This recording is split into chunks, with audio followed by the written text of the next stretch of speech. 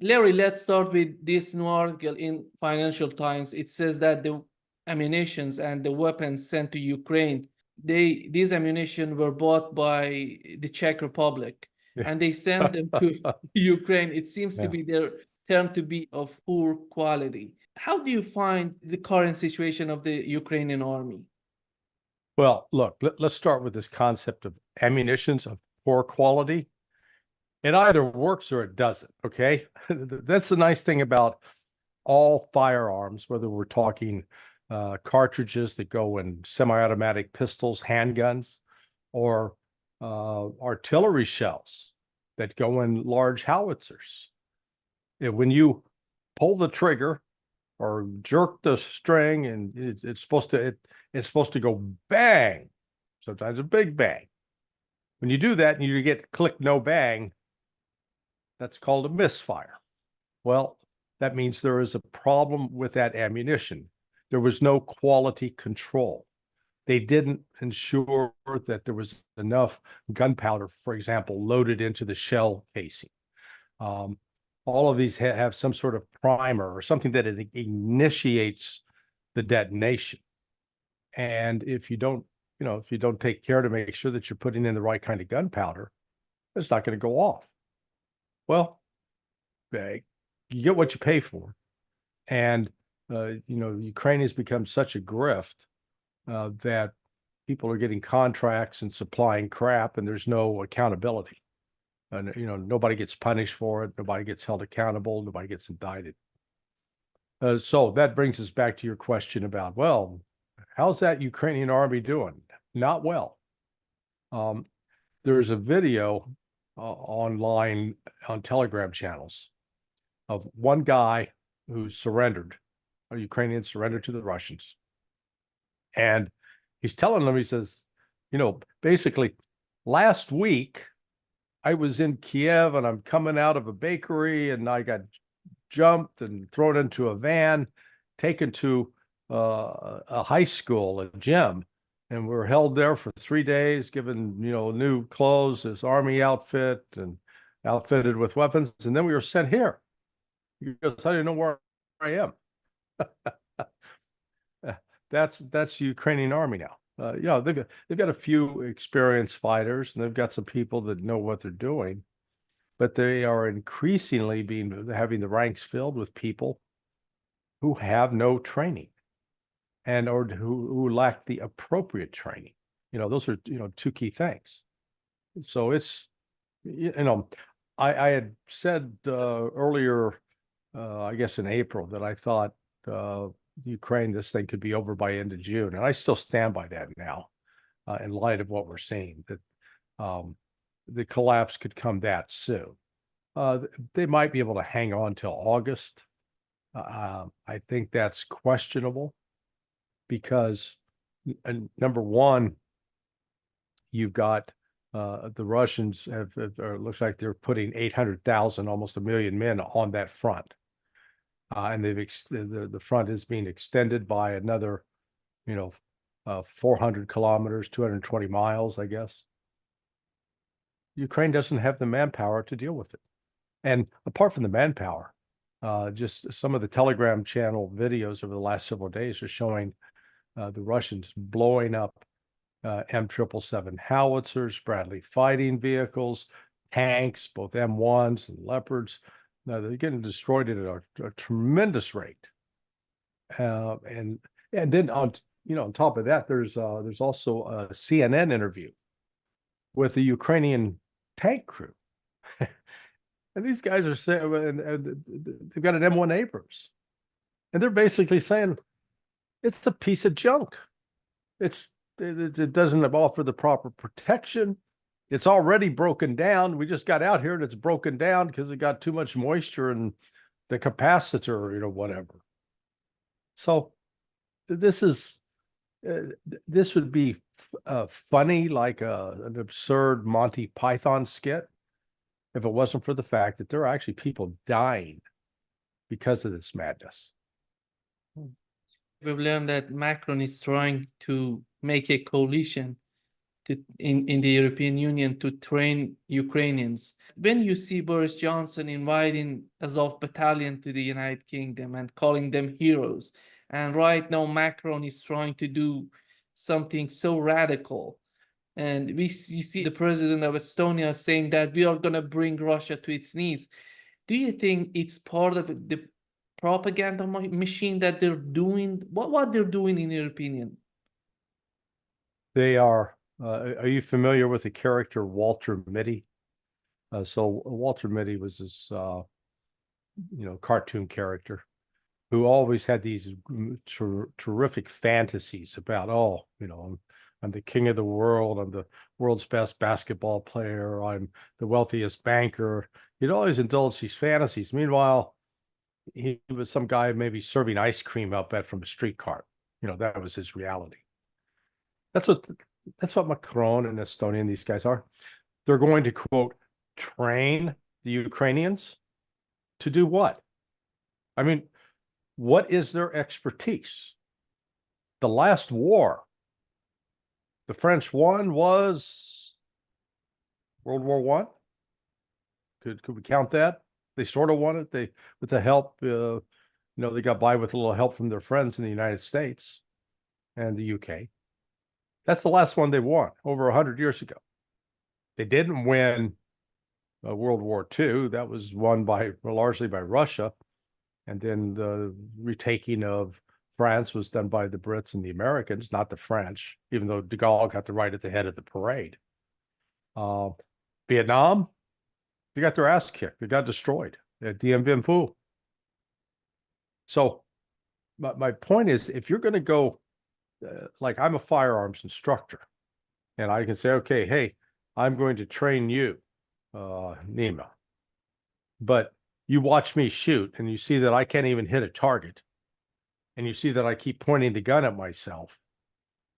Why would you want training from me? I have not demonstrated competence and excellence in all phases of that discipline. France hasn't displayed any competence or discipline. And I know, I got I've seen some of the comments from the Francophiles, the lovers of France. And France once was a great country to visit. But, come on, people. You can live in the glories of the past, but, Napoleon's been dead now over 250 years. So let's not start pretending that you've got the equivalent of Napoleon back. There's nothing. In fact, the Ukrainians should be training the French. I mean, if here's the business deal. If I was Zelensky, I'd be renting out my officers to send to NATO to teach them how to fight in a modern war, because at least they've had the experience. They've been out there on the ground.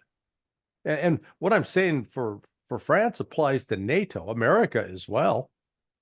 I mean, boy, we sure beat those Panamanians, when we invaded back in 1989, 1990.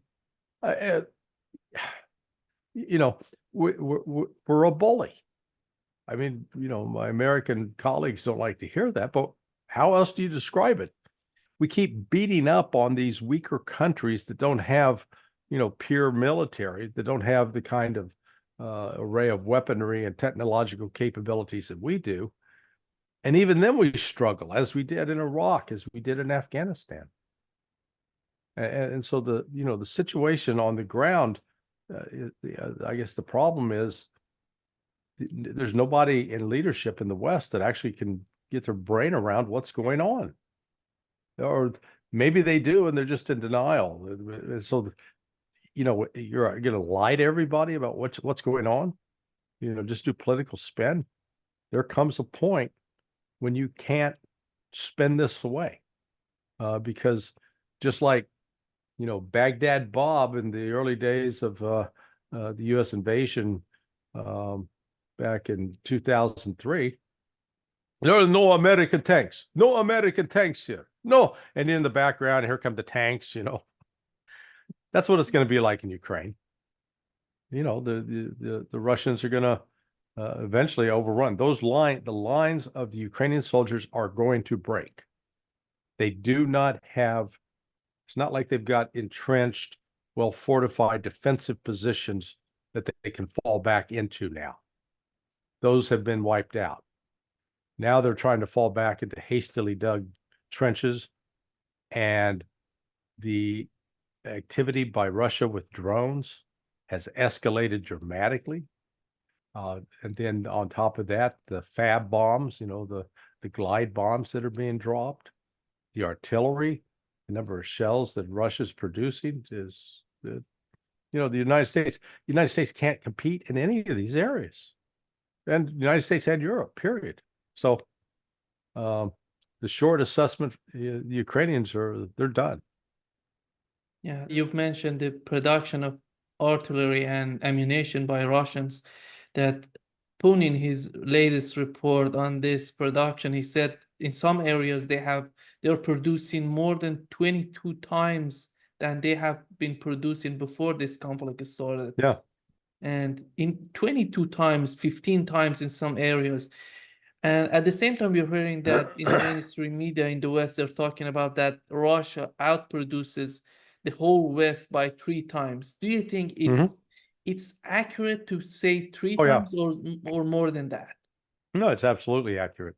There's the problem in the West is the West basically hollowed itself out. When your industrial corporations, the ones that build factories and that produce things, 2 things happened.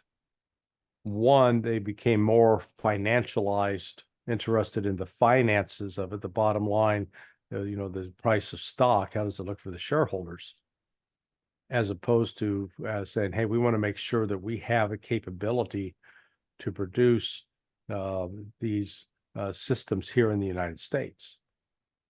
So, like right now, there are pictures, I think in the Wall Street Journal, they're building a new factory in Texas to produce artillery shells. Where's all the equipment coming from? Turkey. Who are the guys on the ground supervising putting the equipment together? Turks. You go, whoa, wait a second. This used to, America used to be, standing proud. We had General Motors, we had Ford, we were the leader. We're not the leader anymore because those corporations, in pursuit of better stock prices, shipped a lot of the industrial production overseas because you got cheaper labor. And you didn't have to worry as much about labor unions. So you could pay people less. You didn't have to worry about health care. You could basically exploit the workers. But boy, your shareholders were getting a big return at home. So that's one of the things that happened. And in conjunction with that, then you had government regulation across the board, make it more costly for an industrial facility to stay working, stay functioning. So the combination of those 2 factors have led to just a evisceration of America's industrial capability. Yeah, we've still got some. We're not completely denuded. But Russia never went through that. Russia's factories for producing steel and aluminum and processing minerals of all sorts, that remained intact. They didn't say, oh, well, because we're so preoccupied with wanting to have reduced carbon dioxide in the atmosphere, we're going to eliminate these plants. They didn't go through that nonsense. So now all they had to do is find workers and bring in, I understand they are bringing in even some workers from Africa to work the plants. All right. Those people are they're going to earn good money. The Russians at least provide them health care, which is something that a lot of the factory workers that work in, let's call them U.S.-owned factories that are based overseas probably don't get. So it's just, Russia's got it across the board. That's the one thing, I was saying this from the outset. I was writing about this 2 years ago, and I was being told I was crazy. Well, look who's talking now, because the fact of the matter was the West, I'm not sure if it was the intelligence community or just the leadership didn't listen to the intelligence community, but they failed to take into account Russia's status as both the #1 country in terms of natural resources, and then the fact that it had the ability to process and use those resources internally. They didn't have to sell them to somebody else in order to realize an economic gain out of it. They had their own at-home ability. Do you think if they start right now, as you mentioned in Texas, they're trying to make more ammunition, how long does it take for the United States to get back on the track? It's not going to get back on the track. You know, at best, maybe a year and a half from now, that factory in Texas might be turning out, let's say 30,000 shells a month. Russia's doing 100,000 right now, I think. You know, do the math. They just done, you know, the West is not going to catch up. There is one way they could. We would have to completely mobilize the population, impose severe economic restrictions on certain activities, and insist that all of the resources go to war production. We could do that. There'd be a revolt, there'd be an uprising, the American people wouldn't stand for it. So, you know, that's why I say it's not going to happen. It's a pipe dream.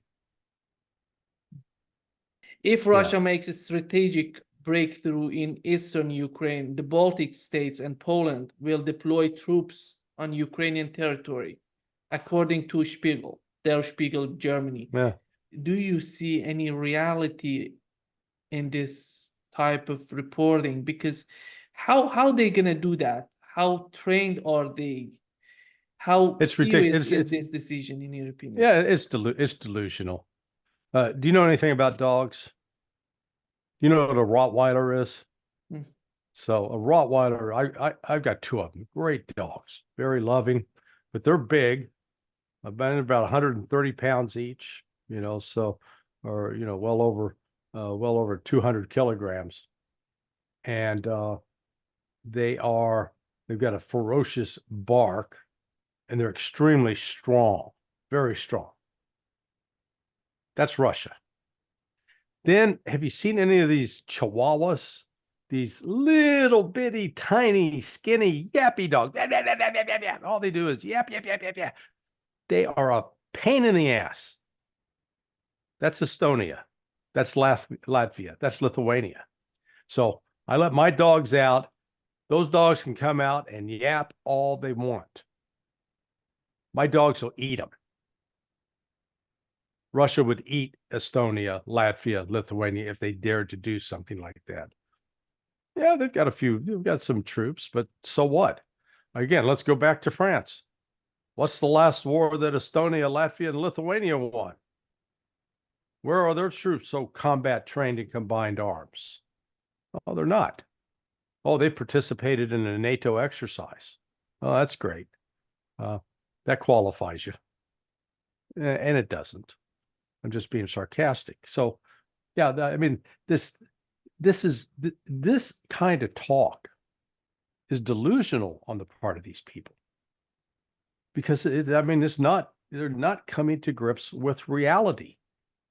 You know, if Russia wanted to, yes, it could attack those countries and destroy those people. That's not what Russia's about. And that's not what Russia, you know, was there a time, in fact, even when the Soviets were occupying those countries, they did it for one reason. They wanted a buffer. The Soviets wanted a buffer because, you know, from after 1945, they looked back, they'd been invaded 1941, they'd been invaded 1918, they'd been invaded in 1854, was it, with Crimea? They'd been, you know, after you keep getting invaded for a while, you say, oh, okay, wait a second. This West will not leave us alone. We're going to create a buffer. And that's really that's what Putin's all about right now. That they've recognized, yeah, there's no coexistence with the West, at least in its current leadership form. When you got nitwits like Rishi Sunak, God, you know, he's like mini-me, a skinny mini-me from, you know, one of these, you know, cult movies. He's just he's a nobody. He looks like a little boy. They got dressed up to go out and, play banker. He's just a tiny man, and he's tiny both in physical stature and mental stature as well. So it's just it's dangerous when you have this kind of these Lilliputians running around trying to tie down Goliath. Not going to happen. The other thing, Larry, would be the nature of the wars that NATO has been involved in all these years. It's totally different from what we're witnessing right now in Ukraine.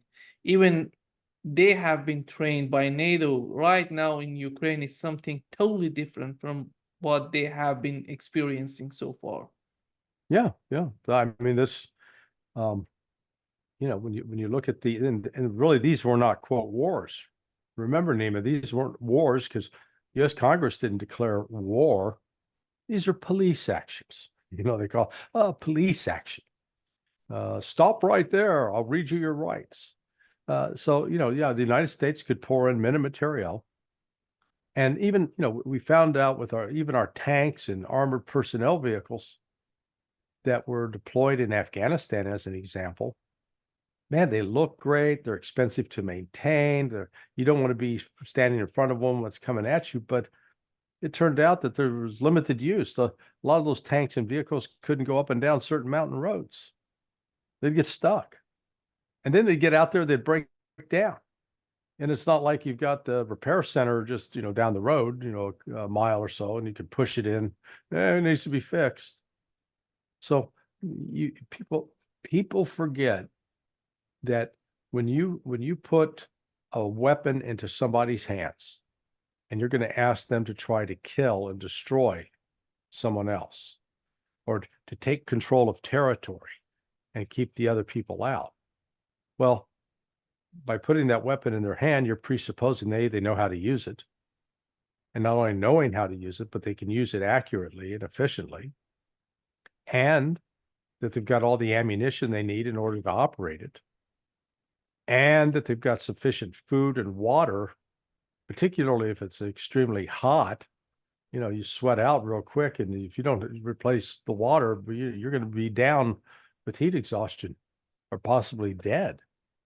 That there's limits what you can carry in terms of physical weight on your body. And if you're having if you've got 70 pounds of gear on your back and you're marching up a mountain at 9,000 feet, unless you grew up in that region and did that on a daily basis, I don't care how great of an athlete you are, you're going to collapse. You can't sustain it. And then the communications, once you're going to tell somebody, hey, go here and do X, Y, and Z, but all of a sudden you get new information where it's changed and they're going to walk into a trap. Well, how do you communicate with them? Say, oh, don't do that, come back. So you got to have the protocols for the communications, and you want to make sure that those communications are. So I'm going into you got layer upon layer upon layer of logistics, of planning, of organization that, the United States simply has not been prepared for in terms of a peer-to-peer battle. We struggled with this in Afghanistan. We struggled with it in Iraq. And it's not, we didn't come out as winners, whatever, and people say, well, how do you define victory? Okay, I define victory in Afghanistan as an example in which the people that have been put in charge and are now leading the country are fully friendly with the United States, welcome the United States in, and are observing a rule of law, and are not subjecting themselves to corruption. They're acting in a way that we don't act in the United States, of course, but where we have the corruption and no rule of law. But we didn't get that. We got run out because, number one, we didn't want to lose troops, and we didn't lose a lot of people in Afghanistan. That's true.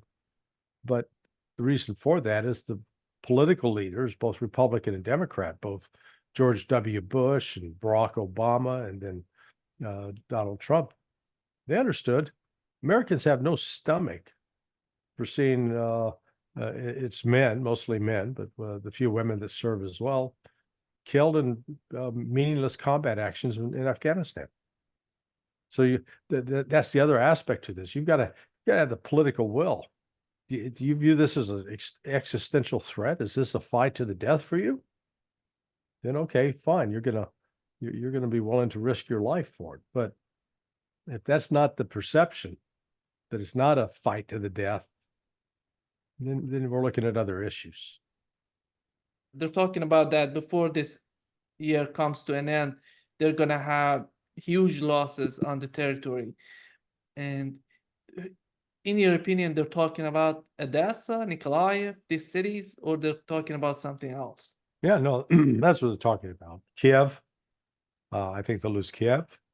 They're going to lose Odessa, and Nikolaev. This front. I saw a map yesterday, and if you look at it, it was done by the Swiss military officer. He was briefing the front. And basically, you got like 7 different army groups spread out along the front now. 7, maybe it's up to 8. And so they are, as they're pressing forward, it's forcing Ukraine to push reserves to those lines to try to stop it, except they don't have reserves. So the people that are trying to stop these Russian advances are outgunned and outnumbered. So at some point, that's going to break. And when it breaks, I said they don't have a position, a good solidified protected position they can fall back to and say, okay, now we're, if you saw that movie Lord of the Rings, and when the King of Rohan took all of his people to that fortress and back into the caves, that's the Ukrainians. They're going to be going back, locking themselves in the caves, and here come the orcs, because that's what they call the Russians. But they don't have that. So yeah, Odessa's going to fall, and Kiev up. Russia will be in full control of 40% of Ukraine, the land that exists east of the Dnieper River. If Russia doesn't capture Odessa and just leave it in the hand of Ukrainians, that would be dangerous for the future, for anything happening in that region, because they can use Odessa to attack Crimea easily. And how do you see this concept? Well, number one, this the population of Odessa is largely Russian speaking, and that's been a long-standing Russian city, not a Ukrainian city. The only reason it would wind up in Ukraine was because Nikita Khrushchev, who was born in Kiev, decided to, quote, gift it to Ukraine when he was premier. So, it was an arbitrary decision. And the Russians are not going to leave Ukraine intact as a military in any form or fashion. They are going to be crushed and destroyed. They're not going to compromise.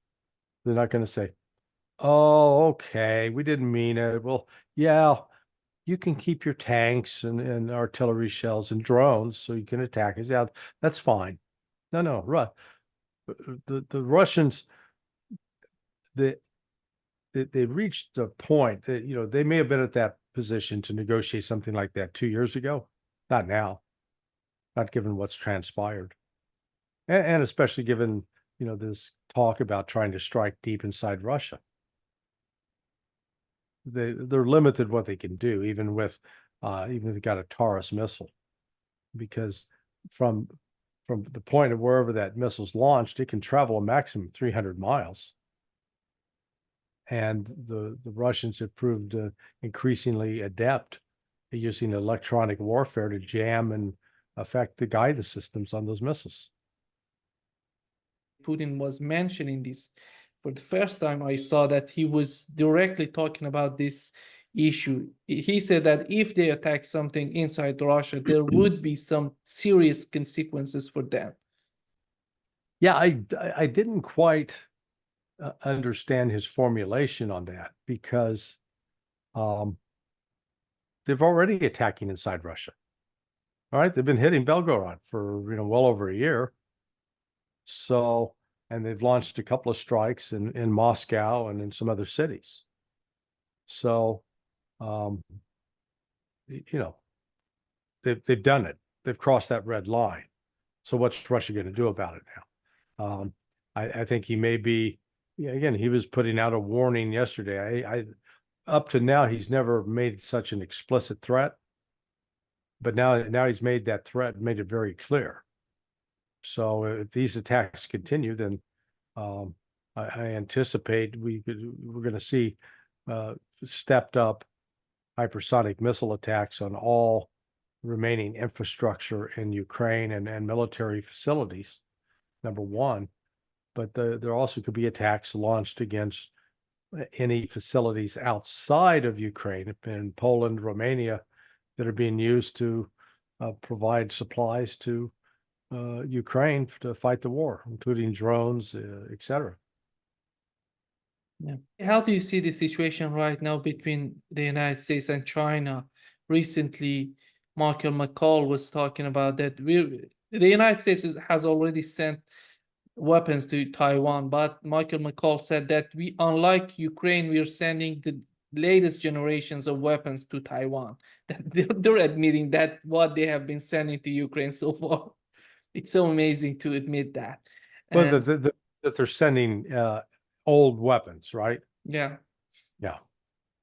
And right now he's saying that no, for the case of Taiwan, it's totally different. We're gonna send the latest versions of these weapons to Taiwan, and we're getting ready to fight China. How do you see these new escalations between the United States and China, and why they're doing this right now in the middle of the conflict with Ukraine? Because anybody who has some sort of logic in his mind says that when you are at war with Russia, you cannot have another front with China. That would be devastating for the West. Yes, it's called not being able to fight a two-front war. I got fired as a Fox News talking head. Not fired per se, but they stopped putting me on air back in 2002 because I went on air and said that the United States then was contemplating going into Iraq. And I said we couldn't fight a two-front war. We're already involved with Afghanistan. We're going to go into Iraq. Well, look how small those conflicts are compared to fighting China and fighting Russia. Are you kidding me? The U.S. Army's, we've talked about this before, under less than 500,000 men in active duty strength. The Navy ships, they're vulnerable to hypersonic missiles, which the Chinese have. So how exactly are we going to, quote, fight Chinese? Oh, I know. We'll use our F-35s. Yeah, they just new one was being sent out to California the other day, took off from Albuquerque Air Force Base, blew up, crashed on takeoff. Hey, that's only $110 million down the toilet right there. This is crazy talk, but it's also, it ignores what the United States has previously promised China. 1979, during the presidency of Jimmy Carter, I think the United States signed a declaration with the Chinese affirming that we would not supply weapons to Taiwan. That's what we said. That's what was our promise. Now you know what to make of U.S. promises. They're worthless. The U.S. agreed with the Chinese after the visit of Richard Nixon in 1972. That we believed, we accepted the one China policy, that Taiwan is part of China. Now we're trying to claim that it's not, and that we're going to fight the China. We don't have the ability to fight the Chinese. We don't have the industrial base to fight the Chinese. We don't have the manpower to fight the Chinese. We don't have the Navy to fight the Chinese. I mean, we are seriously deluded.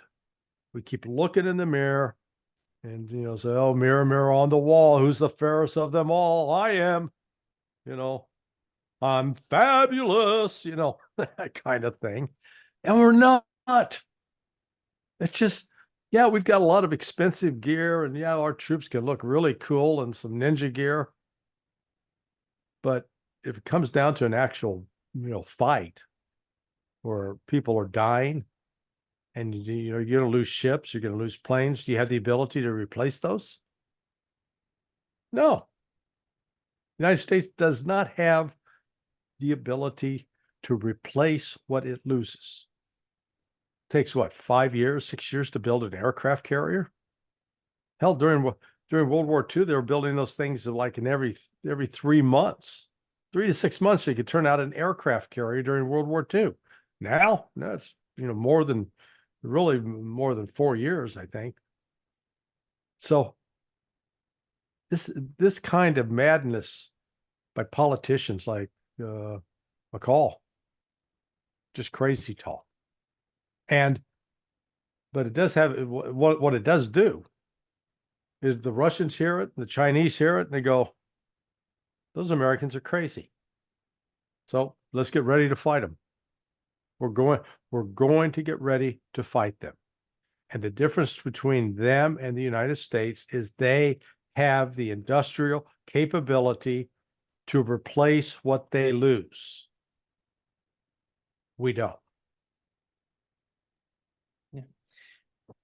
To have a conflict in Ukraine, the United States and the West needed somebody, a Zelensky type president in Ukraine, to bring this conflict on, to start this fight with Russia.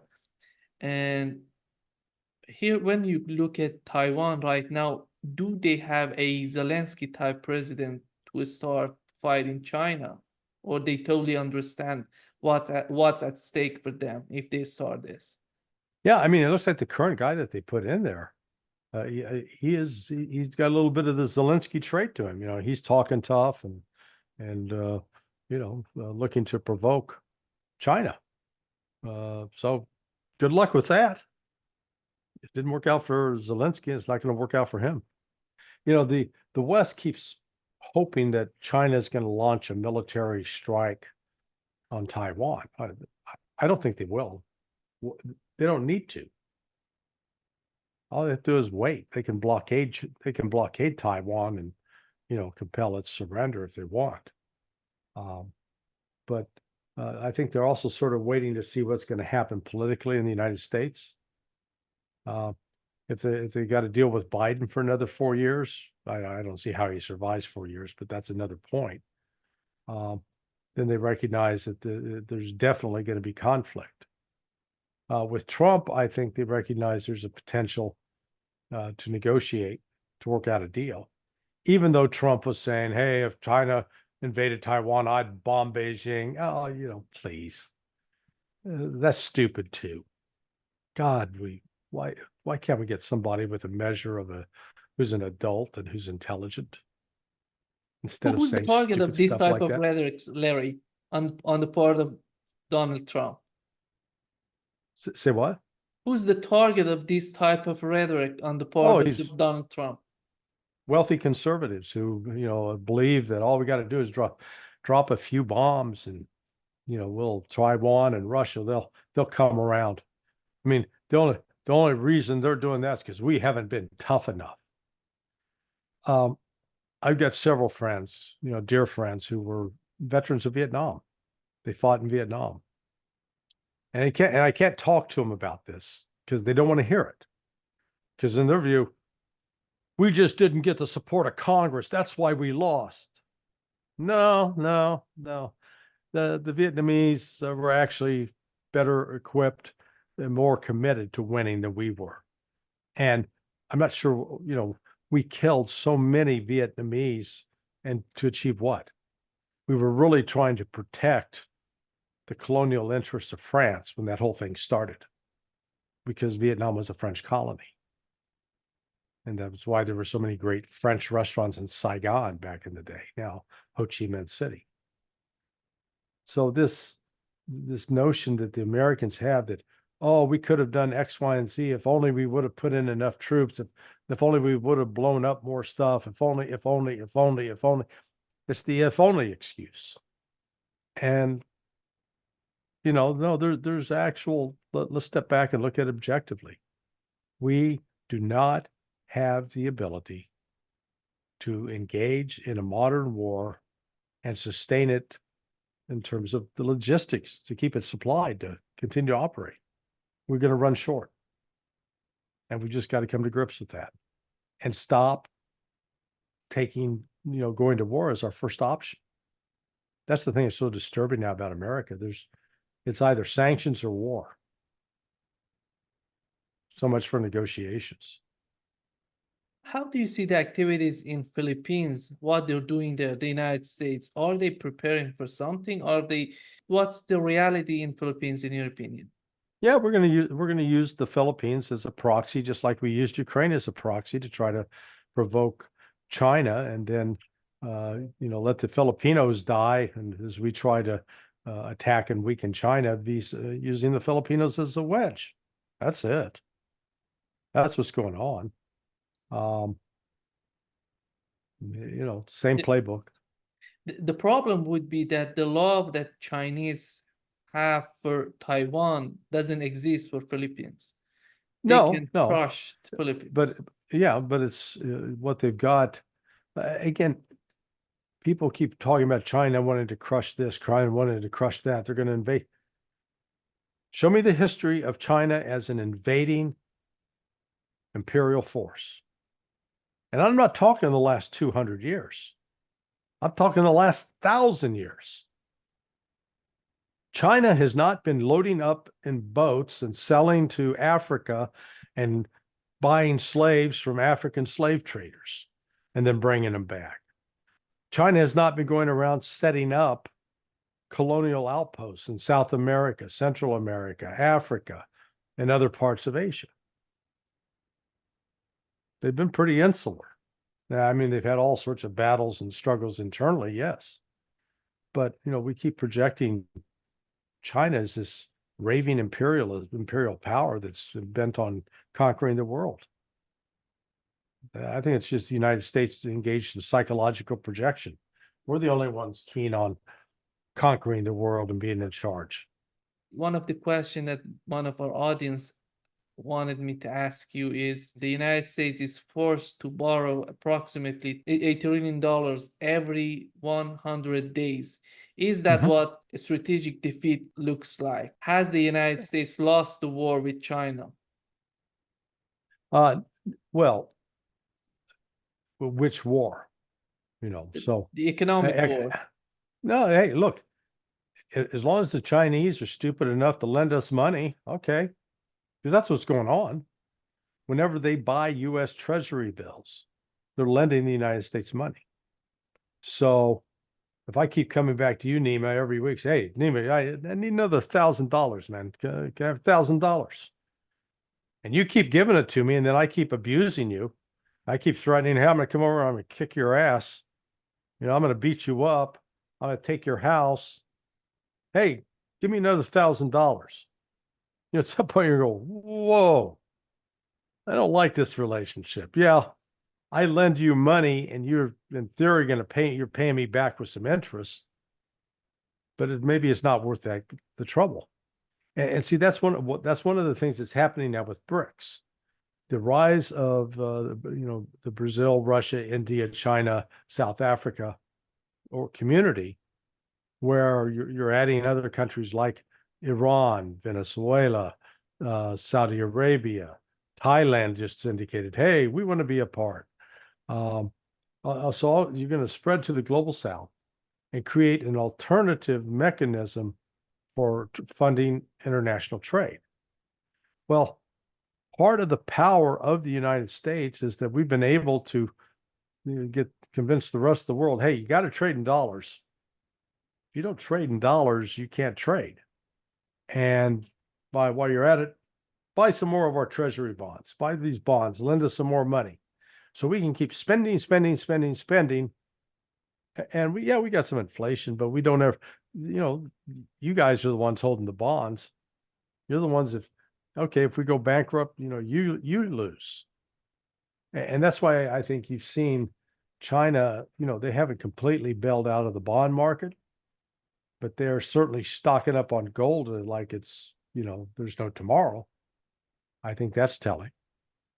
And so it's, up to this point, the United States, because the dollar is the international reserve currency, it's the currency people need to use to buy oil and other goods in international commerce.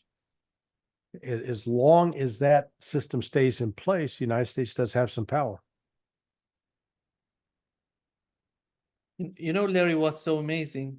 In the recent years, we have been witnessing that in Brazil, if you want to buy something from China, we don't need dollar anymore. We have to Right. buy it in Brazilian currency. The dollar is totally gone. And you just use the Brazilian currency, and you don't have that effect of dollar going up and down influencing the price of products. Yeah. And it's happening to each and every country sooner or Yeah. later in the BRICS. That's pretty game changer. Yeah, no, I agree. That's most of the people in the West haven't caught on to that yet. A few of the policymakers are starting to recognize it and go, whoa, wait a second. You don't need our dollars anymore. So, and that's where, China and Russia both recognize that, this, it's not just a matter of beating the United States on the battlefield. It's a matter also of beating them in the banks. And that's one of the reasons you've seen the West, both the United States and the Europeans, on the one hand, you keep talking, yeah, we need to take that $300 billion of Russian assets that we frozen, and we need to take that and give it to the Ukrainians.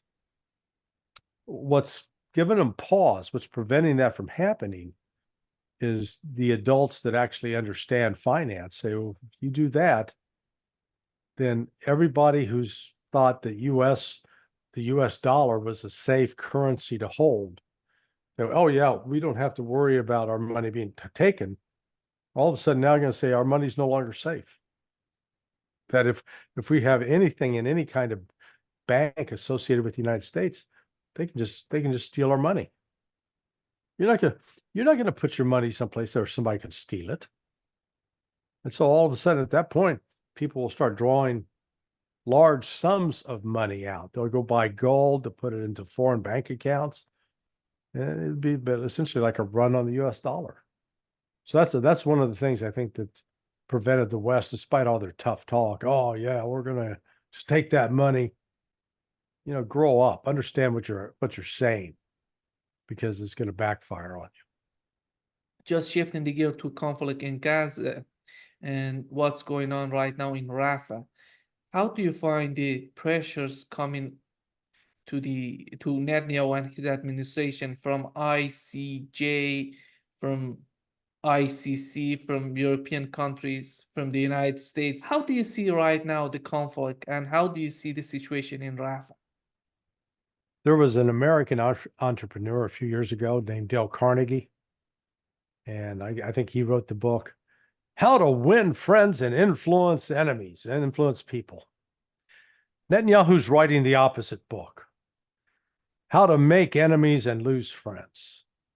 So I think just today we learned that, so today's Thursday, Brazil has permanently withdrawn its ambassador from Tel Aviv or Jerusalem. I'm not sure where. I think the Brazilian embassy is in Tel Aviv. Yeah. Leaving the charge, the deputy chief of mission, in charge. So downgrading, okay, we're calling our ambassador back. Across the board, Turkey is condemning Israel as guilty of genocide. In the past, it's still selling oil, but I don't know how much longer that's going to continue. They have broken off trade relations. The Israelis killed 1 or 4 Egyptian military officers there in Rafah, just across the border, what they call it, the Philadelphia corridor. Egypt has yet to respond to that, but I think the pressure is going to be significant to do so. So it's as if the Israelis are possessed of a demon that is inciting them to see how many Palestinians they can kill. Because it's just, the images are horrific. I was thinking today about publishing an article, and it was intended to be sarcastic at first. Yes, I title it, "Here are the photos of the 40 babies killed in that terrorist attack." And people think, oh, that's October 7th. But you're not going to see a single Israeli baby, because Hamas wasn't killing Israeli babies. But I can give you hundreds of images of Palestinian children. I mean, good God, there's one from just yesterday. This 2-year-old is blown in half, literally blown in half. The lower half of her torso is missing. That's what Israel's doing. And these other, the United States clearly is complicit in this. We're enabling Israel to do it. And the other Arab and Muslim nations in the area still, they're talking but not doing. The Houthis, however, God bless them, or Allah bless them, they just shot down their 6th Predator drone, and they put a hole in another ship heading up the Red Sea. They're pretty amazing. And the photo, there's actually a movie clip of these 5 guys standing on top of this Predator. I mean, one of them's barefoot and they're wearing sandals and holding up old guns. A Predator drone's over $30 million piece of equipment, and it's lying there. They brought it down. So the Israelis they're becoming more extreme in this regard. I mean, the notion that was a mistaken bombing of that tent camp the other day, please, that's a lie. I took the initial statistics off of the Israeli Foreign Ministry website, and one of my readers, great guy who's wants to remain nameless, has put it in and started putting it into spreadsheets. So you get it into a spreadsheet where you get pivot tables and you can do all sorts of analysis. And I guess I really, even when I looked at the data the first time, I hadn't realized that well over 70% of the attacks and the casualties that have occurred in Israel from alleged Palestinian violence occurred in that 5-year period, 2000 to 2005, during what's known as the Second Intifada. After that, the number of attacks was very limited, and the majority took place in the West Bank, not Gaza. Only a third of the attacks involved bombs.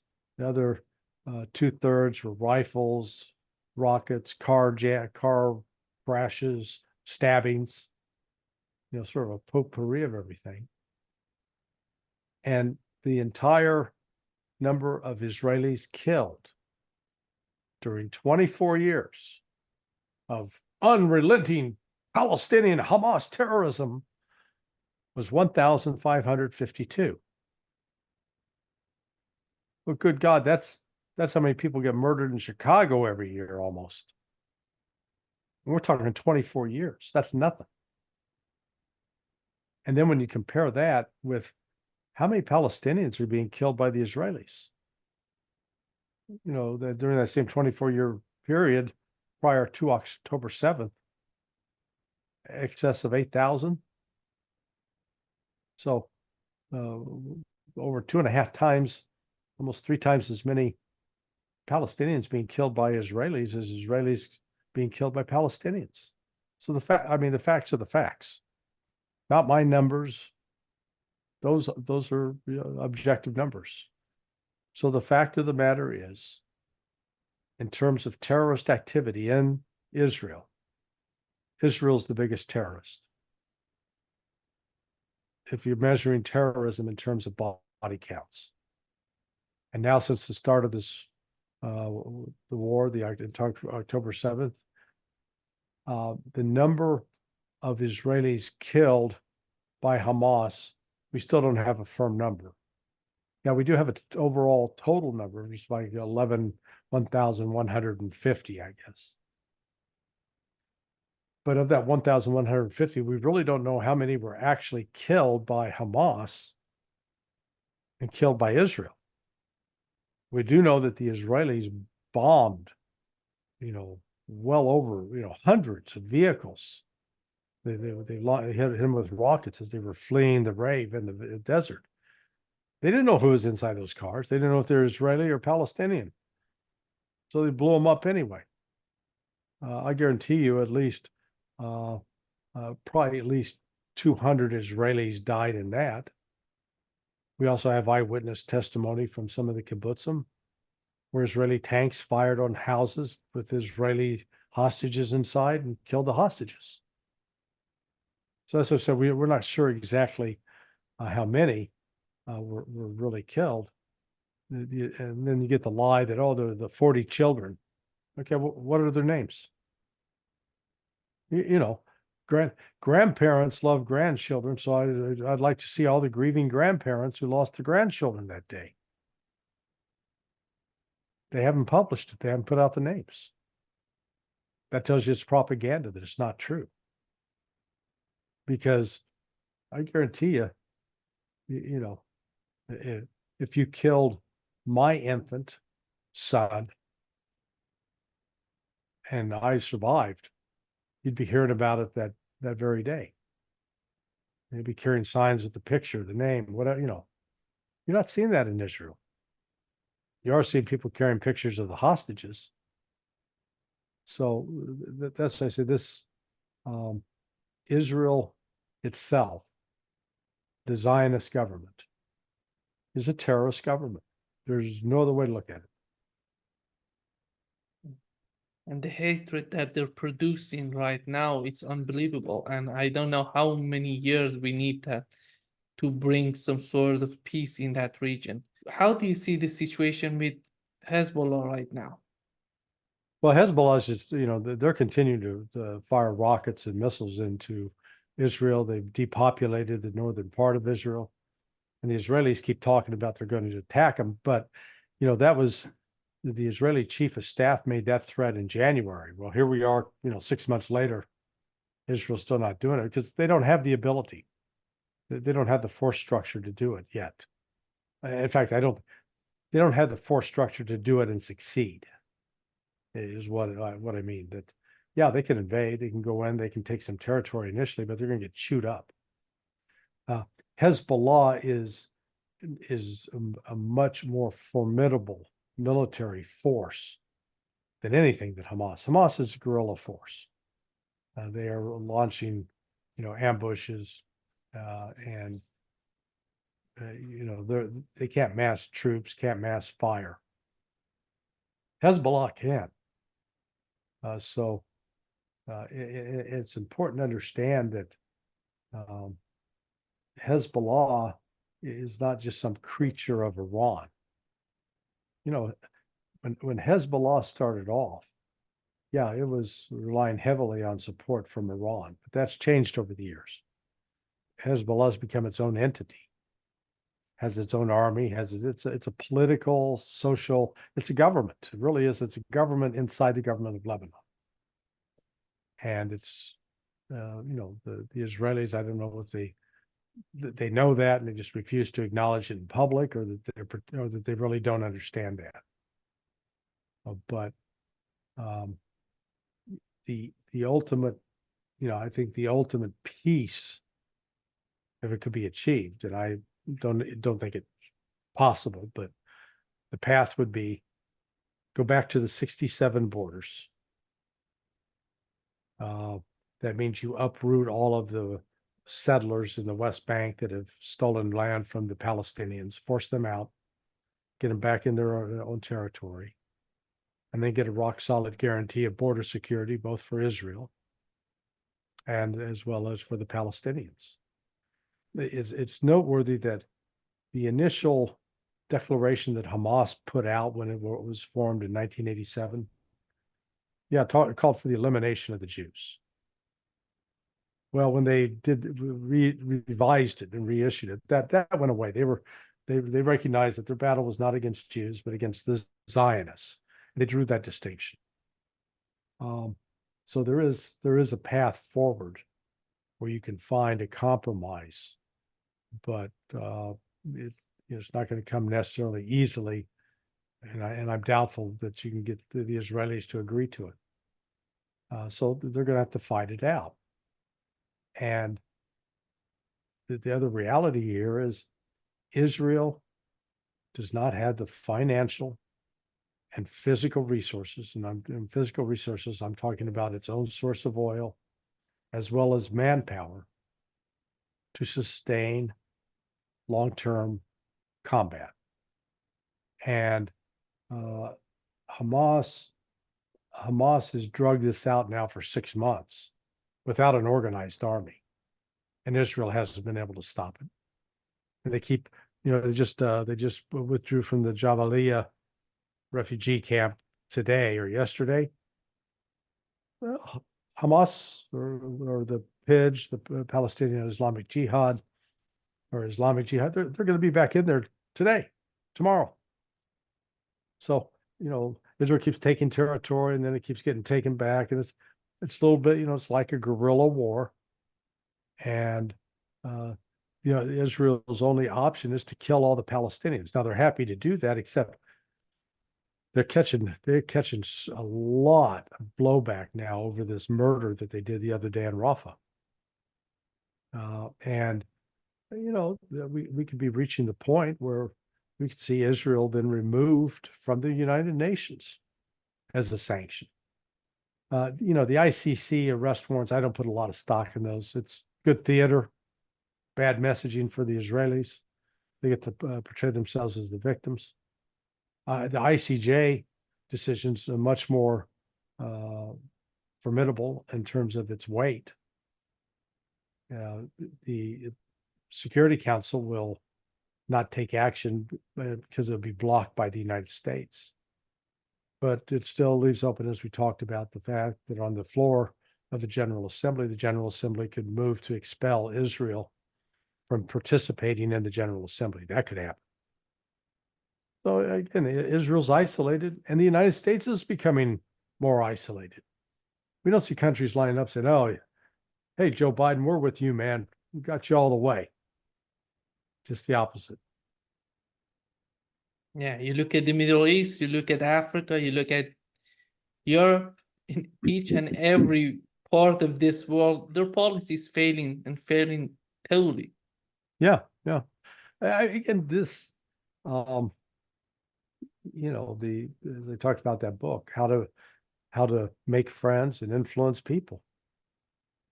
It's called Diplomacy.